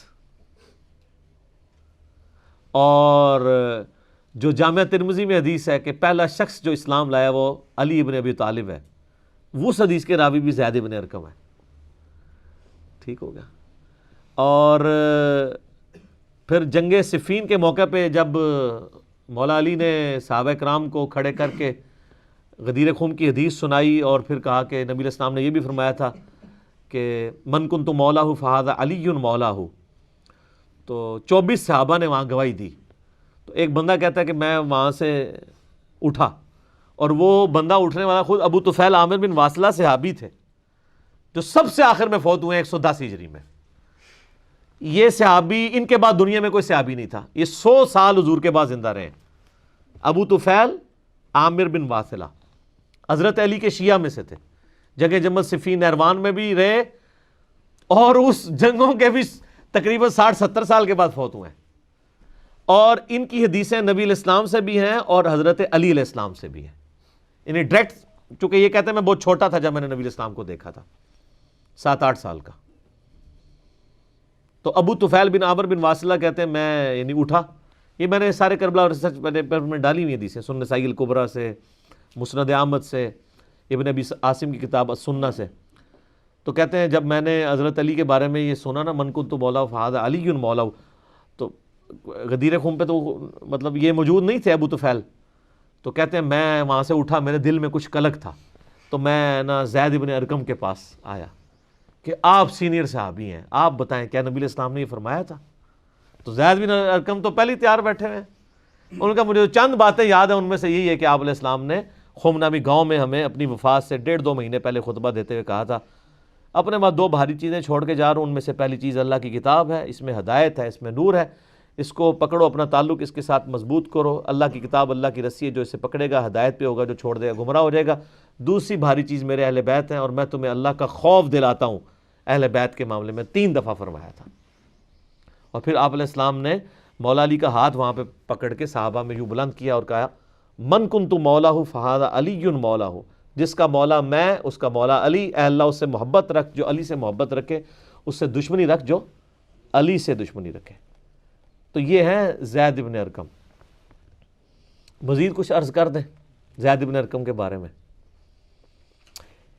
اسی حدیث کے کانٹیکسٹ میں نا جو میں بتا رہا ہوں، امام بخاری نا اسی سورت المنافقون کی آیت نمبر 8 جو ہم پڑھ رہے ہیں، اس کے کانٹیکسٹ میں یہ پوری حدیث لے کے آئے ہیں کہ زید ابن ارقم نے وہ عبداللہ ابن ابی کی بات سن لی تھی، نبی علیہ السلام کو بتایا تو عبداللہ ابن ابی نے جھوٹی قسم کھا لی، پھر آیات نازل ہوئی. پھر امام بخاری ساتھ ایک اور حدیث لے کے آئے ہیں، اس میں الفاظ ہیں کہ جب واقعہ ہررا ہوا، یعنی یزید نے چڑھائی کر کے مدینہ شریف کو پامال کیا، کئی صحابہ اور تابعین کو قتل کیا، ان کی عورتوں کے ساتھ برائی والا معاملہ ہوا جو کچھ، کیونکہ شہادت حسین علیہ السلام کے بعد اہل مدینہ نے یزید کی بیعت توڑ دی تھی کہ اب تو کوئی جواز ہی نہیں رہا کہ تم نے یعنی نواسہ رسول کو قتل کر دیا ہے، ان کے ساتھیوں کو، کہ ہم تمہیں امیر المومنین مانیں. پھر یزید نے فوج بھیجی تاکہ اہل مدینہ کو دوبارہ بیعت میں وعدہ کیا جائے، نہیں تو ان کو قتل کیا جائے. اور وہی ہوا، وہ بیعت تو نہیں کی، تو اس نے مدینہ 3 دن کے لیے حلال کیا اپنی فوجوں پہ، انہوں نے جس طرح ظلم کیا، واقعہ ہررا. تو بخاری میں وہ حدیث اسی موقع پہ ہے کہ واقعہ ہررا کے موقع پر انس ابن مالک کہتے ہیں کہ میں بڑا غمگین تھا. انس ابن مالک کون؟ 93 ہجری میں فوت ہوئے ہیں، نبی علیہ السلام کے بعد 82 سال زندہ رہے ہیں، اور 10 سال حضور کو وضو کروانے والے، حضور کے بچوں کی جگہ انس ابن مالک. تو انس ابن مالک کہتے ہیں میں بڑا غمگین تھا کہ اتنے مدینہ شریف میں قتل و غارت کروایا ہے یزید نے، تو میں بڑا غمگین تھا. تو مجھے زید ابن ارقم نے خط لکھا، ہائے ہائے ہائے، اور اس خط میں انہوں نے لکھا کہ انس ابن مالک آپ کو غمگین ہونے کی ضرورت نہیں ہے، کیا ہمیں حضور نے پہلے نہیں بتایا تھا کہ ہمارے انصار مدینہ کے ساتھ یہ ظلم ہوں گے؟ اور کیا نبی علیہ السلام نے یہ نہیں کہا تھا کہ اے اللہ انصار پر رحم فرما، ان کی اولاد پہ رحم فرما؟ ہمیں تو حضور کی دعاؤں کا حصہ ملا ہوا ہے. انہوں نے اگر ہمارے ساتھ ظلم بھی کیا ہے دنیاوی طور پہ، یعنی اسلام کو غلبہ دلانے والے تو انصار تھے، آج آل امیہ اگر قابض ہو گئی ہے اور انصار کو بیک فٹ پہ کر دیا ہے تو کیا ہوا؟ ہمیں رسول اللہ کی دعائیں ملیں گی. تو آپ کو انس بن مالک یاد نہیں ہے کہ حضور نے ہمارے لیے دعائیں کی ہوئی ہیں؟ تو وہ جب خط انس بن مالک نے پڑھا نا اور اپنے ساتھیوں کو پڑھ کے سنایا کہ دیکھو مجھے زید بن ارقم نے خط لکھا ہے تسلی کا، تو پھر انس بن مالک نے کہا کہ جانتے ہو یہ زید بن ارقم کون ہے؟ ہائے ہائے ہائے ہائے، یہ وہی ہے جس کے بارے میں قرآن میں آیت نازل ہوئی تھی، یقولون لئن رجعنا الى المدینۃ لیخرجن الاعز منها الاذل. جب عبداللہ ابن ابی نے جھوٹی قسم کھا لی تھی تو اس شخص کے اللہ تعالیٰ نے توثیق قرآن میں نازل کر دی، یہ اس شخص بندے کا میرے پاس خط آیا ہے. انس ابن مالک جیسا بندہ بھی کہہ رہا ہے کہ مجھے زید ابن ارقم کا خط آیا ہے، حالانکہ انس ابن مالک خود کتنی بڑی شخصیت ہے. سبحان اللہ. تو سر قرآن میں بھی یہ ساری چیزیں آ جاتی ہیں، کیا کریں؟ یہ آپ بخاری میں اس آیت کی تشریح میں امام بخاری لے کے، آپ بخاری میں کتاب التفسیر چیپٹر کھول لیں، اس میں آپ سورۃ منافقون کا چیپٹر کھول لیں، یہ واقعہ ہرا والی حدیث آپ کو وہاں پہ مل جائے گی. تو امام بخاری رافضی نہیں تھے، نہ انہیں ایران سے کوئی فنڈنگ آتی تھی، وہ علمی کتابی مسلم تھے. اب اللہ تعالیٰ نے جواب دیا وَلِلَّهِ الْعِزَّةُ وَلِرَسُولِهِ، اور ظالموں عزت تو اللہ کے لیے ہے اور اس کے رسول کے لیے ہے. وَلِلْمُؤْمِنِينَ، اور مومنین کامل الایمان صحابہ اکرام اور اہل بیت کے لیے ہے. وَلَكِنَّ الْمُنَافِقِينَ لَا يَعْلَمُونَ، لیکن منافقین ان باتوں کا منافقین کو کیسا علم ہو سکتا ہے؟ جن کے اندر ایمان کی رتی نہیں ہے ان کو کیا قدر ہو کہ عزت اللہ اور اس کے رسول اور صحابہ کے لیے ہے، اہل ایمان کے لیے. یعنی ان کے اس طرح کے یہ جملے کسنا کہ جب ہم عزت والے جائیں گے اور مدینے سے ذلیلوں کو نکالیں گے تو ذلیل تو خود یہ لوگ ہیں، اللہ اور اس کے رسول تو اور صحابہ اکرام تو عزت والے ہیں، ان کو انہوں نے ذلیل کہا. اور ذلیل جو عربی میں کہا جاتا ہے نا، کم تر لوگوں کو، کمزور لوگوں کو، دونوں معنوں میں آتا ہے. لیکن ہماری پنجابی اور اردو میں یہ بہت زیادہ ہی نٹوریس ورڈ ہے، کمینے بندے کو ذلیل کہا جاتا ہے. عربی میں دونوں معنی ہیں، کم تر کو یعنی چھوٹے سٹیٹس کے لوگوں کو، اور یعنی جو کمزور لوگ ہیں ان کو بھی کہا جاتا ہے. یعنی جن کے پاس اتنی مین پاور نہ ہو، مال نہ ہو، تو وہ کہا جاتا ہے یہ ذلیل ہے. یہاں تھوڑی سی انجینئرنگ بھی کرنی چاہیے نا. یہ جو بزرگوں کی کارستانیاں ہیں، آپ پتہ ہے شاہ ولی اللہ دہلوی کا ایک پوتا ہے اسماعیل دہلوی، جسے اسماعیل شہید بھی کہتے ہیں، اہل حدیث بھی اور دیوبند بھی، اور بریلوی اس کے بہت سخت خلاف ہے. اس نے ایک کتاب لکھی تھی تقویت الایمان. اس میں اس نے یعنی صوفیاء کے خلاف ایک مقدمہ کھڑا کیا، اور جو شرک یعنی سب کانٹیننٹ میں پھیلا ہوا تھا اس کے خلاف اس نے ایک آواز بلند کی، اور توحید کی دعوت جو وہ سمجھتے تھے وہ انہوں نے پیش کی. بس اس دعوت میں پھر انہوں نے نا غلوب کر دیا. غلوب کرتے کرتے نا انہوں نے ایک جملہ لکھ دیا جو میں نے یہ اندھا دھند پیروی کا انجام، یہ سارے بزرگوں کی جو علمی خدمات ہیں جو میں نے اس میں ذکر کی ہوئی ہیں انورٹڈ کاماز کے اندر، تو اس میں 11 نمبر کے اوپر میں نے یہ ڈالا ہوا ہے کہ یہ اسماعیل دہلوی لکھتا ہے تقویت الایمان پیج نمبر 25 اور 32 پہ، میر محمد کتب خانہ آرام باغ کراچی 1368 ہجری میں شائع ہوئی یہ کتاب.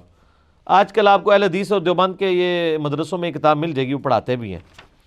یہ علیحدہ بات ہے کہ جب اہل حدیث مناظرہ بریلویوں سے ہار گئے تقویت الایمان کی وجہ سے، تو انہوں نے کہا جی ہمارا تو کوئی تعلق ہی نہیں اسماعیل دہلوی کے ساتھ، نہ شاہ اسماعیل کے ساتھ تعلق ہے، نہ اس کے وہ جو سید احمد صاحب کے ساتھ تعلق تھا.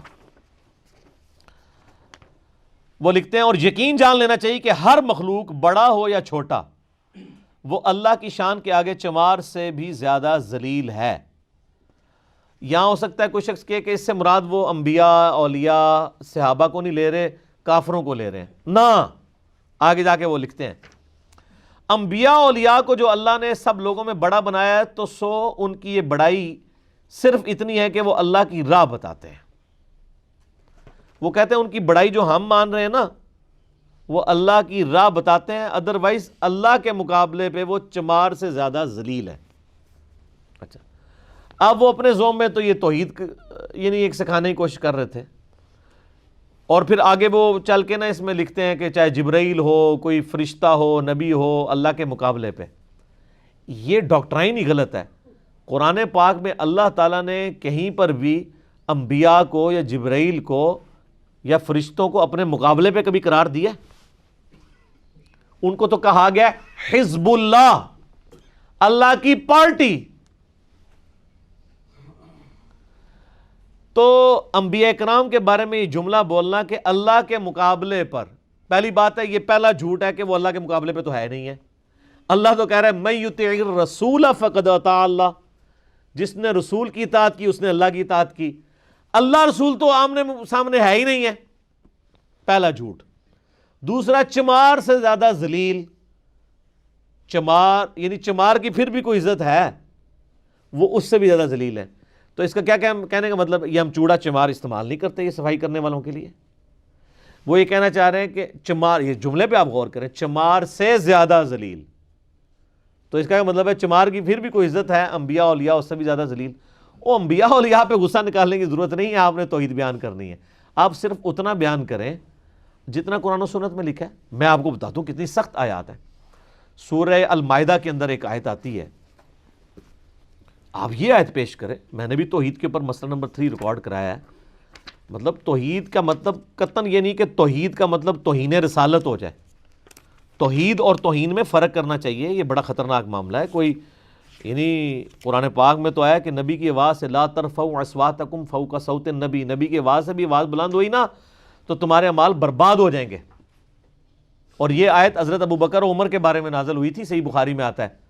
جب نبی علیہ السلام کی مجلس میں انہوں نے آپس میں کوئی ایک اختلاف رائے کیا اور اس میں ان کی آوازیں بلند ہو گئی تو اللہ نے آیات نازل کی کہ نبی کی موجودگی میں آپس میں بھی اونچی آواز کرو گے تو تباہ و برباد. اور اس حدیث کو بیان کرنے والے تابعی عبداللہ ابن ابی ملیکہ کہتے ہیں، بخاری کے الفاظ ہیں، اور وہ بھی سر صحیح بخاری میں سورہ الحجرات کے تفسیر والے چیپٹر میں وہ حدیث ہے. عبداللہ ابن ابی ملیکہ کہتے ہیں قریب تھا کہ مخلوق کے 2 بہترین اشخاص تباہ و برباد ہو چکے ہوتے، ابو بکر اور عمر، جب رسول اللہ کی موجودگی میں انہوں نے آپس میں گفتگو میں آواز بلند کی. آپس میں آواز بلند کی، رسول اللہ کے ساتھ گستاخی نہیں کی سر، پوائنٹ ٹو بی نوٹڈ. لیکن اللہ تعالیٰ کہہ رہا ہے یہ بھی گستاخی ہے. اور اسی بخاری کی حدیث میں الفاظ ہیں کہ جب یہ آیات نازل ہوئی تو حضرت عمر اتنا آہستہ بولتے تھے کہ حضور کو آواز ہی نہیں آتی تھی.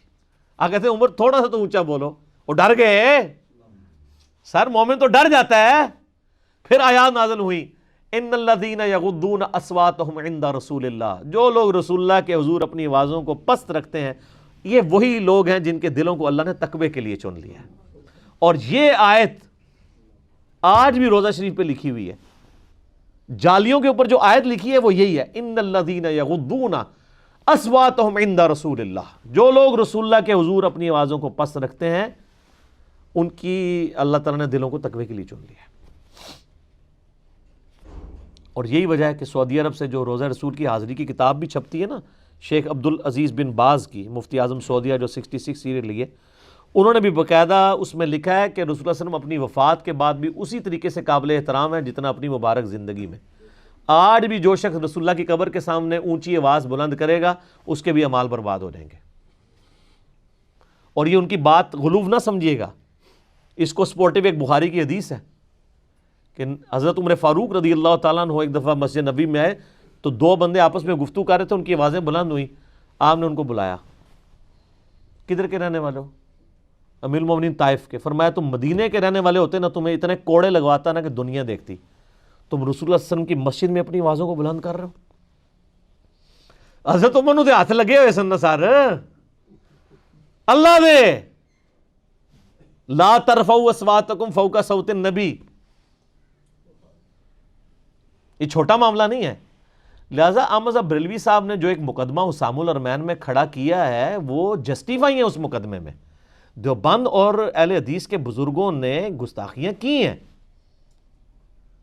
اہل حدیث کے بزرگ، میں اس لیے کہہ رہا ہوں کہ اہل حدیث ان کو آن کرتے ہیں، ادروائز اسماعیل دہلوی اہل حدیث نہیں تھا.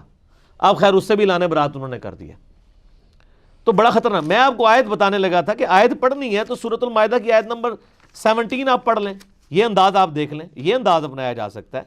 آپ وہ بات کریں جو ہے لقد کفر الذین قالوا ان اللہ هو المسیح ابن مریم، بے شک وہ کافر ہیں جو کہہ رہے ہیں کہ اللہ ہی عیسیٰ ابن مریم ہے. قل فمن یملک من اللہ شیئا، بتاؤ اللہ کا کوئی کیا بگاڑ لے گا.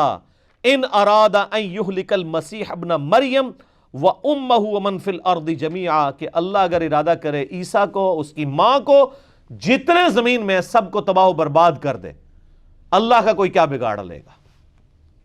اگر تم سمجھتے ہو عیسیٰ اللہ کا بیٹا ہے یا وہ خدا ہے، تو اگر عیسیٰ کو اللہ موت دے دے، اس کی ماں کو، سب لوگوں کو، تم لوگ کیا کر سکتے ہو؟ وَلِلَّهِ مُلْكُ السَّمَاوَاتِ وَالْأَرْضِ، آسمانوں اور زمین کی بادشاہت اللہ کی ہے. وَمَا بَيْنَهُمَا، جو کچھ اس کے درمیان ہے اس کا مالک وہی ہے. يَخْلُقُ مَا يَشَاءُ، وہ جو چاہتا ہے پیدا کرتا ہے. وَاللَّهُ عَلَى كُلِّ شَيْءٍ قَدِيرٌ، وہ ہر چیز کے اوپر قادر ہے. یہ آیت پیش کریں. اور یہ آیت پیش کرتے ہوئے بھی وہ ہمارے ایک لال رومال والے سرکار بیٹھی ہوئی ہیں، ان کی ایک غلوف کے اوپر ایک لیکچر ہے بہت پرانا، یعنی غلوف کے خلاف. اس میں انہوں نے یہ آیت پڑھ کے انہوں نے نا، آیت تو پڑھی نہیں خیر ماشاءاللہ، انہوں نے کہا جی قرآن میں تو یہاں تک لکھا ہے کہ اگر اللہ ارادہ کرے عیسیٰ اس کی ماں کو دوزخ میں پھینک دے تو اللہ کا کوئی کیا بگاڑ سکتا ہے. عیسیٰ اس کی ماں کو اللہ نے دوزخ میں پھینکنا ہے؟ اس طرح کا جملہ اللہ کہہ سکتا ہے؟ لا تبدیل لکلمات اللہ. یار وہ آیت یہ تھی کہ عیسیٰ اور اس کی ماں کو موت دے دے. موت تو ہر بندے کو آنی ہے، اصل میں موت ہی فرق بتاتی ہے کہ کون خدا ہے اور کون مخلوق ہے، کیونکہ اللہ کیا ہے؟ هو الحی القیوم. تو اللہ کہتا ہے کہ عیسیٰ علیہ السلام کو اگر تم سمجھتے ہو کہ یہ خدا ہے، اللہ چاہے تو اس کو، اس کی ماں کو، سب لوگوں کو موت دے سکتا ہے. تو جب ان کو موت دے گا تو خدا کیسے ہوئے؟ اس نے کہہ دیا قرآن میں لکھا ہے اللہ چاہے تو عیسیٰ اس کی ماں کو دوزخ میں پھینک دے. یہ کلمات کفر ہے. یہ ابن تیمیہ کو جو نشہ چڑھا تھا نا توحید کا، اور اس نے بھی اس قسم کی بڑی گستاخانہ جملے لکھے، یہ پھر نشہ آگے ٹرانسفر ہوا ہے. یہ نشہ آپ کو محمد بن عبد الوہاب صاحب کے اندر نظر نہیں آئے گا. وہ خام خواہ بیچ میں نہ رگڑے میں آگے.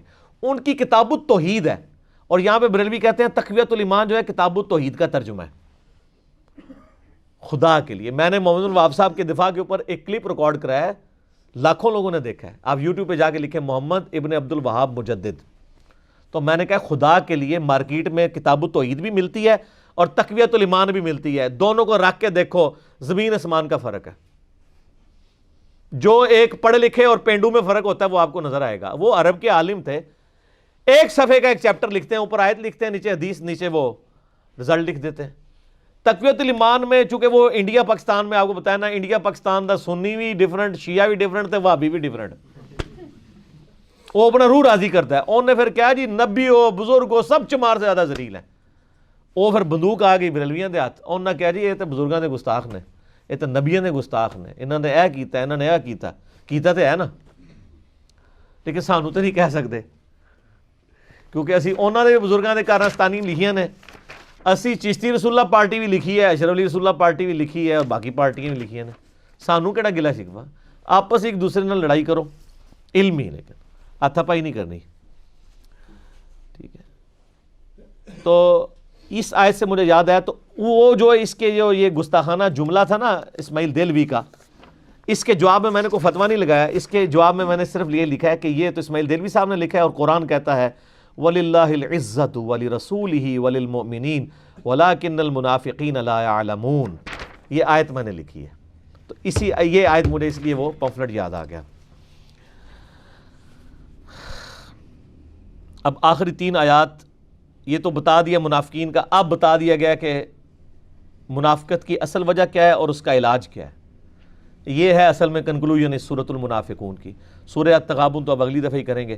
یا ایھا الذین آمنوا لا تہلکم اموالکم لا تلہکم اموالکم ولا اولادکم عن ذکر اللہ. اے ایمان والو، غافل نہ کر دے تمہیں کہیں تمہاری مال اور اولاد اللہ کے ذکر سے.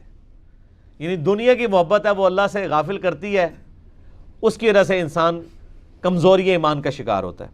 وَمَن يَفْعَلْ ذَلِكَ، جو کوئی ایسا کرے گا، فَأُولَٰئِكَ هُمُ الْخَاسِرُونَ، ایسے لوگ پھر خسارہ پائیں گے۔ مال اور اولاد یہ فتنہ ہے، اس کی ڈیٹیلز انشاءاللہ سورہ التغابن اگلی میں آئے گی، جس میں فتنے کا لفظ بھی استعمال کر دیا، بلکہ یہ کہا گیا تمہاری اولاد تمہاری بیویوں میں تمہارے دشمن ہیں۔ دشمن اس لیے کہ تمہاری آخرت برباد کر رہے ہیں، یہ دشمن نہیں ہے کہ تمہاری جیب کاٹ لیتے ہیں، وہ دنیا میں تمہارے ساتھ بڑے مخلص ہیں، لیکن یہ جو ان کے ساتھ اخلاص ہے، ان کو جو حرام کما کے کھلا رہے ہو نا، یہ اصل میں تمہارے دشمن ہیں، کیونکہ ہمیشہ کی ناکامیاں ان کی وجہ سے تمہارا مقدر ہو جائیں گی۔ اسی تو قرآن پاک میں آتا ہے قیامت الدن جو ہے خامند اپنی بیوی سے بھاگے گا، بیوی اپنے خامند سے بھاگے گی، حتیٰ کہ قرآن پاک میں پارہ نمبر 30 میں آتا ہے کہ انسان کہے گا مجھ سے میری بیوی بچے سب کچھ لے لے، یا اللہ مجھے چھوڑ دے۔ ادھر انہیں بیوی بچوں کی خاطر حرام کماتا ہے، اور وہاں کہے گا یا اللہ ان کو تو جھونکنا منو تے آزادی مل جائے، سارا جڑا عشق مجازی نکل جائے گا اتنے جا کے۔ ہاں تو بالکل نکل جائے گا۔ ہائے ہائے وَأَنفِقُوا مِمَّا رَزَقْنَاكُم مِّن قَبْلِ أَن يَأْتِيَ أَحَدَكُمُ الْمَوْتُ، خرچ کرو اللہ کی راہ میں اس رزق میں سے جو اللہ نے تمہیں دیا ہے اس سے پہلے کہ تمہیں موت آ جائے۔ یہ علاج ہے جی منافقت کا علاج، اور ڈاکٹر صلاح صاحب فرمایا کرتے تھے نفاق کا علاج انفاق، ایک الف لگ جاتی ہے، نفاق کا علاج انفاق، یعنی اللہ کی راہ میں خرچ کرو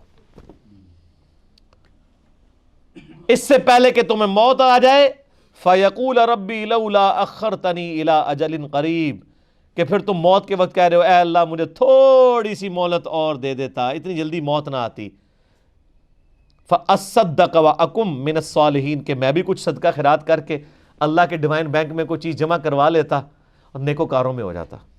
وَلَن يُؤَخِّرَ اللَّهُ نَفْسًا إِذَا جَاءَ أَجَلُهَا، اللہ کبھی بھی مہلت نہیں دے گا جب کسی کی موت کا وقت آ جائے گا۔ واللہ خبیر بما تعملون، اور اللہ تعالیٰ خوب واقف ہے جو تم اعمال کر رہے ہو۔ موت آ گئی تو سر ٹلنی کوئی نہیں ہے، اس سے پہلے پہلے فیصلہ کرنا ہے، اور اس سے خطرناک معاملہ ہے کہ یہ پتہ ہی نہیں کہ آنی کب ہے، پلان بھی نہیں کر سکتے۔ تو اس لیے کیا کہا گیا یا ایھا الذین آمنوا اتقوا اللہ حق تقاتہ، اے ایمان والو اللہ کا تقوی اختیار کرو جیسا کہ تقوی کا حق ہے، اور حق کیا ہے؟ ولا تموتن الا وانتم مسلمون، تمہیں موت نہ آئے مگر اس حال میں کہ اللہ کے تابع فرمان ہونا، یعنی ہر وقت ہی تابع فرمان ہونا، کیونکہ موت کا تو نہیں پتہ، موت تو کوئی پلان نہیں کر سکتا۔ تو یہ نہ ہو کہ موت کے وقت کہو کہ کاش مجھے مال مل جاتا تو میں بھی خرچ کر میں مال یا اللہ تھوڑا سا خرچ کر لوں، 1 روپیہ نہیں کوئی خرچ کر سکتا۔ اور بخاری مسلم کی حدیث متفق علیہ، بڑی زبردست حدیث ہے، نبی علیہ السلام نے فرمایا انسان کہتا ہے میرا مال میرا مال میرا مال، حالانکہ انسان کا تو مال وہ ہے جو اس نے خرچ کر لیا، خرچ کر کے کھا پی لیا یا پہن لیا کپڑوں کی شکل میں۔ انسان اپنے اوپر یہی لگا سکتا ہے نا، کپڑوں میں ہی آپ کا گھر بھی شامل ہے، وہ بھی آپ کا شیلٹر ہوتا ہے، جیسے یہ جسم کا شیلٹر ہے، یعنی شرمگاہ چھپانے کے لیے، وہ ویسے شیلٹر ہے۔ یا تو وہ مال جو تو نے اپنے اوپر لگا لیا وہ تیرا مال ہے، یا تو نے اللہ کی راہ میں خرچ کر کے آخرت کے لیے سٹور کر لیا، وہ تیرا مال ہے۔ باقی تو تیرے ورثاء کا مال ہے جو تیرے مرنے کے بعد تقسیم کر لیں گے۔ تو عقل مند بندہ کون ہے؟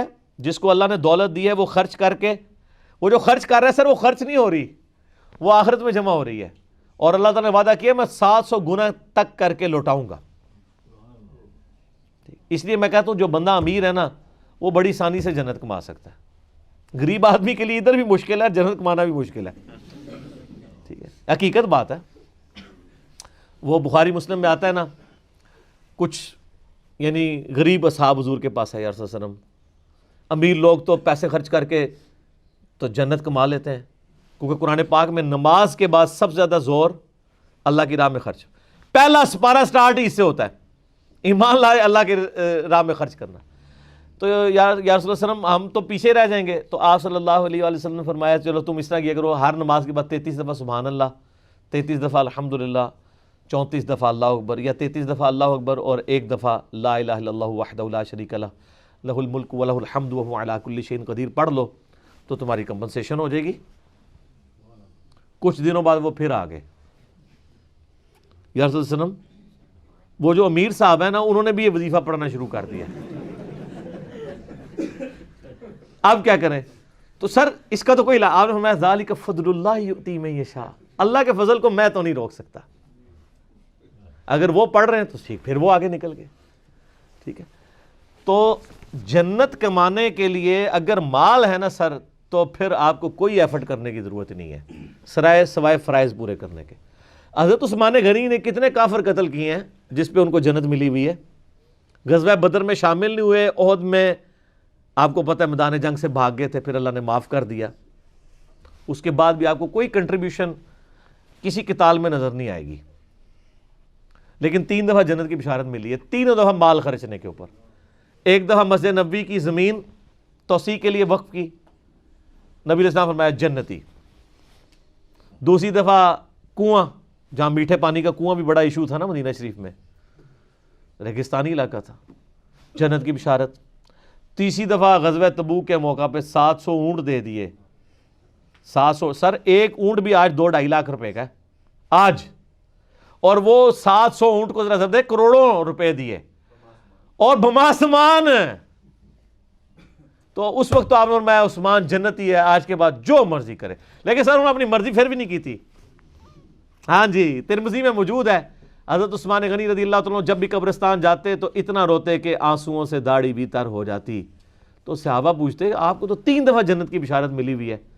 تو آپ نے فرمایا کہ میں نے خود نبی علیہ السلام سے سنا ہوا ہے کہ قبر آخرت کی منزلوں میں سے پہلی منزل ہے. جس کی یہ منزل آسان ہوئی اس کی اگلی منزلیں آسان ہوں گی، اور جس کی یہ پھنس گئی اگلی منزلیں اس کی پھر مشکل در مشکل ہوں گی. سر جس کو 3 دفعہ جنت کی بشارت ملی ہو، اس پہ اتنا خوف کا غلبہ ہو، وہ اسی لیے کہ عقل نہ ہوئے تھے موجیں ہی موجاں، اور عقل ہوئے تھے سوچیں ہی سوچاں. جس کو عقل ہے نا تو وہ ہر وقت ڈرتا رہتا ہے. تو اس کو پتہ ہے کہ خدا کی تقدیر کے فیصلے یہ بڑے سخت ہیں، وہ ہر وقت ڈرتا رہتا ہے. اور میں اس میں یہ کہتا ہوں کہ اصل میں نا اللہ نے بھی بشارت انہی کو دی ہے جن کے بارے میں کانفیڈنس تھا کہ بعد اینکی پینکی نہیں کرنے لگے. ہر بندے کو بشارت ملتی بھی نہیں ہے. ہم میں سے کسی کو ٹکٹ مل جائے تو سر آپ دیکھ لیں پھر کیا ہو. نہیں ملا ہوا تو سنبھالے نہیں جا رہے. ہر جناب نماز بعد دعا کرتے ہیں اللہ جو کچھ بھی ہے تیرے محبوب کی امت سے ہے، تو کرنا کرانا کچھ بھی نہیں. تو اس لیے ہمیں بھی بشارتیں بھی نہیں ہیں پھر وہ. ٹھیک ہے جی، اللہ تعالیٰ سے دعا ہے جو حق بات میں نے کہی اللہ تعالیٰ ہمارے دلوں میں راسخ فرمائے. اگر جس بات میں میرے منہ سے کوئی غلط بات نکل گئی اللہ تعالیٰ ہمیں معاف کر دے، ہمارے دل سے معاف بھی کر دے. ہمیں کتاب و سنت کی تعلیمات پر عمل کر کے دوسرے بھائیوں تک پہنچانے کی توفیق عطا فرمائے. اللہم صلی علی محمد وعلی آل محمد کما صلیت علی ابراہیم وعلی آل ابراہیم انک حمید مجید. اللہم بارک علی محمد وعلی آل محمد کما بارکت علی ابراہیم وعلی آل ابراہیم انک حمید مجید. سبحانک اللہم وبحمدک اشہد ان لا الہ الا انت استغفرک واتوب الیک وما علینا الا البلاغ المبین. جزاکم اللہ خیرا.